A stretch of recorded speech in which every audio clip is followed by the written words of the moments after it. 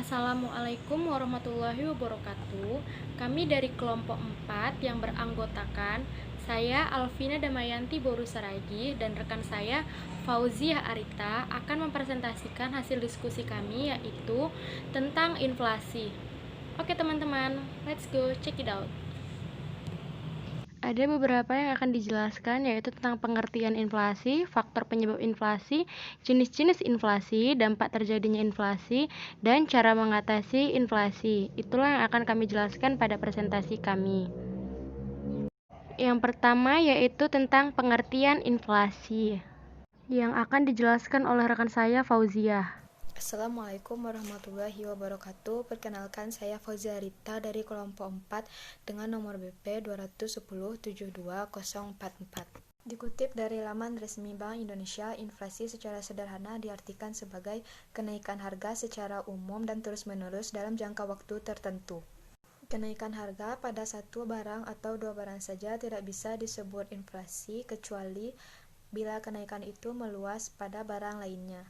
Naiknya harga barang dan jasa tersebut menyebabkan turunnya nilai uang. Dengan demikian, inflasi juga bisa disebut sebagai penurunan nilai uang terhadap nilai barang dan jasa secara umum. Indikator yang sering digunakan untuk mengukur tingkat inflasi yaitu indeks harga konsumen atau IHK. Perubahan IHK dari waktu ke waktu menggambarkan tingkat kenaikan atau inflasi dan tingkat penurunan atau deflasi. Yang diukur IHK dikelompokkan ke dalam 7 kelompok pengeluaran yaitu 1. Kelompok bahan makanan, 2. Kelompok makanan jadi minuman, rokok, dan tembakau, 3. Kelompok perumahan, air, listrik, dan bahan bakar, 4. Kelompok sandang, 5. Kelompok kesehatan, 6. Kelompok pendidikan, rekreasi dan olahraga, 7. Kelompok transportasi, komunikasi, dan keuangan. Faktor penyebab terjadinya inflasi. 1. Meningkatnya jumlah permintaan pada suatu barang tertentu. Saat permintaan naik dan stok atau suplai terbatas, maka terjadilah lonjakan pada harga barang itu. Yang kedua, biaya sebuah barang atau jasa mengalami kenaikan. Hal ini disebabkan karena terjadi kenaikan harga bahan baku maupun upah pekerja.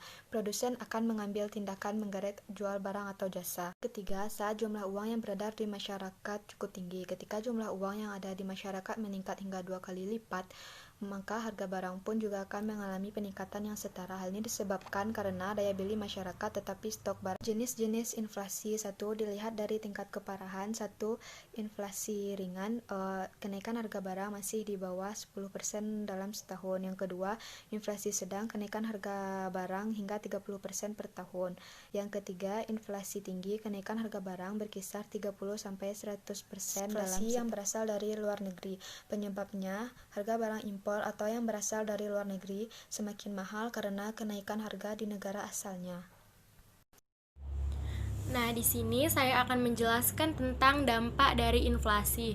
Nah, inflasi memiliki beberapa dampak ya, seperti pertama yaitu inflasi dapat menggerus daya beli masyarakat. Kalau daya beli masyarakat turun, masyarakat jadi irit berbelanja. Padahal motor penggerak perekonomian Indonesia itu masih ditopang oleh konsumsi masyarakat.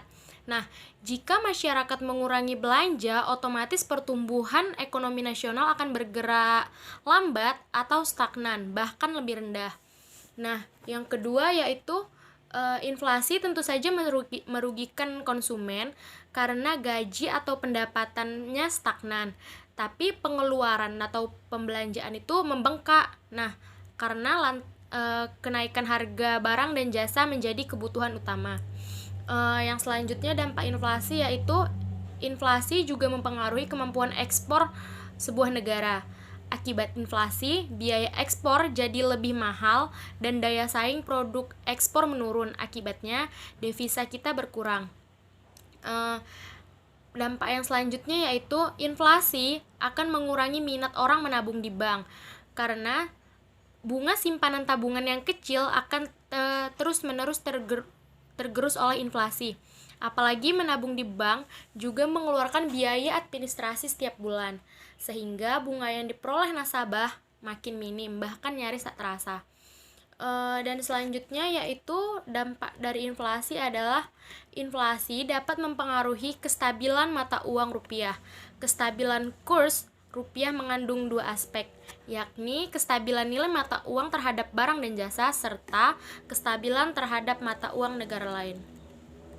Nah, yang selanjutnya saya akan menjelaskan tentang cara mengatasi inflasi. Ada beberapa cara yang dilakukan pemerintah dalam mengatasi inflasi, yaitu pertama, dengan menggunakan kebijakan moneter.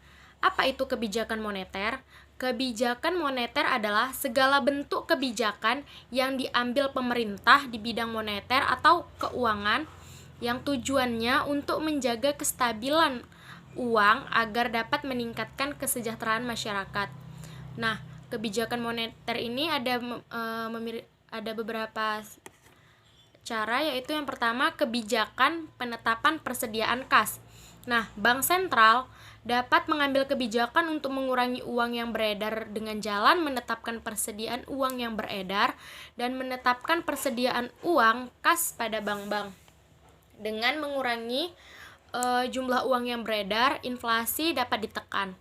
Yang kedua, turunan dari kebijakan moneter, yaitu kebijakan diskonto. Apa itu? Bank sentral dapat menerapkan kebijakan diskonto dengan cara meningkatkan nilai suku bunga. Tujuannya adalah agar masyarakat terdorong menabung.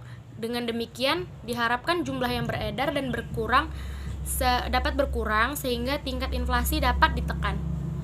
Yang selanjutnya yaitu ada kebijakan operasi pasar terbuka. Melalui kebijakan ini, Bank sentral dapat mengurangi jumlah uang yang beredar dengan cara menjual surat-surat berharga, misalkan surat utang negara.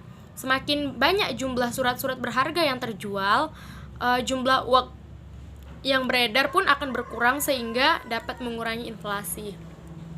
Yang selanjutnya ada setelah kebijakan moneter, pemerintah bisa juga dengan kebijakan fiskal. Apa itu? Kebijakan fiskal adalah langkah untuk mempengaruhi penerimaan dan pengeluaran pemerintah. Kebijakan itu dapat mempengaruhi tingkat inflasi. Caranya dengan menghemat pengeluaran pemerintah. Pemerintah dapat menekan inflasi dengan cara mengurangi pengeluaran, sehingga permintaan akan barang dan jasa berkurang, yang pada akhirnya dapat menurunkan harga. Yang turunan dari cara kebijakan fiskal yang selanjutnya yaitu menaikkan tarif pajak. Untuk menekan inflasi, pemerintah dapat menaikkan tarif pajak. Naiknya tarif pajak untuk rumah tangga dan perusahaan akan mengurangi tingkat konsumsi. Pengurangan tingkat konsumsi dapat mempengaruhi permintaan barang dan jasa sehingga harga dapat turun. Itu saja beberapa cara untuk mengatasi inflasi berdasarkan yang sudah dilakukan pemerintah. Itulah hasil dari diskusi kami dari kelompok 4. Mohon maaf apabila ada kesalahan kata. Semoga materi kami dapat difahami oleh teman-teman semuanya. Lebih dari kurang kami mohon maaf. Assalamualaikum warahmatullahi wabarakatuh.